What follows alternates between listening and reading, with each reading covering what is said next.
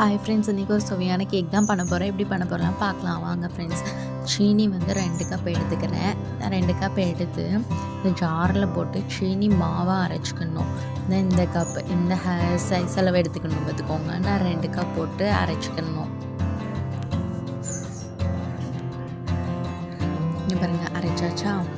அடுத்தது நான் 1 கப் தான் அது போட்டேன். இப்போ இன்னொரு கப் போட்டு அரைச்சிக்கிடுவேன் ஃப்ரெண்ட்ஸ். இப்போ அரைச்சி அந்த மாவெல்லாம் வச்சாச்சு. நெக்ஸ்ட்டு வந்து தயிர் பாக்கெட், 10 ரூபா தயிர் பாக்கெட் இருக்குன்னா அது நம்ம வாங்கிடணும். இங்கே பாருங்கள், தயிர் வாங்கி அதை கட் பண்ணி இப்போ அந்த தயிரை வந்து இந்த சீனி மாவுக்குள்ளே ஊற்றிக்கணும்.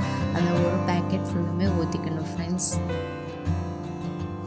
இங்கே பாருங்கள், தயிர் பாக்கெட்டு ஃபுல்லாக ஊற்றி வச்சு நெக்ஸ்ட் வந்து இதை நல்லா இப்படி கிண்டணும் ஃப்ரெண்ட்ஸ். நல்லா கிண்டி இதை வந்து லெஸ்ஸின்னு சொல்லுவாங்க. நம்ம இதை தான் கேக்கு யூஸ் பண்ண போகிறோம். இங்கே பாருங்கள், நல்லா கிண்டி வச்சு நெக்ஸ்ட்டு இப்படி இருக்கா ஃப்ரெண்ட்ஸ். இப்போ ஒரு அரிப்பு வச்சுக்கணும் பார்த்துக்கோங்க. அரிப்பு வச்சுட்டு இப்போ மைதா மாவு 2 கப் எடுத்துக்கணும். 2 கப் எடுத்துட்டு நம்ம இந்த தயிர் கிண்ணம்ல அந்த கரண்டி வச்சு நல்லா கிண்டிக்கணும்.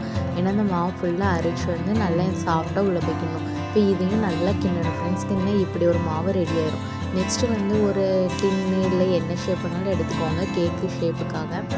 நான் இந்த ஒரு பாத்திரம் எடுத்திருக்கேன். இதில் வந்து நல்லா எண்ணெய் அப்ளை பண்ணிக்கிறேன். நீங்கள் பட்டர் பேப்பர் வைக்கணும்னா எண்ணெய் அப்ளை பண்ணிட்டு பட்டர் பேப்பர் வைக்கலாம். என்கிட்ட அது இல்லைன்னு ஒன்று ஃபுல்லாக ஆயில் அப்ளை பண்ணிக்கிறேன் ஃப்ரெண்ட்ஸ்.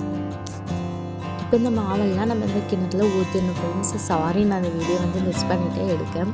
ஸோ எல்லாம் போட்ட பிறகு இங்கே பண்ணேன். இதை எடுத்து ஓவனில் வச்சாச்சு. ஓவனில் வச்ச பிறகு கொஞ்சம் ஃபியூ மினிட்ஸ் 30 மினிட்ஸ்க்கு அப்புறம் நம்ம அதை ஓப்பன் பண்ணி பார்க்கணும்.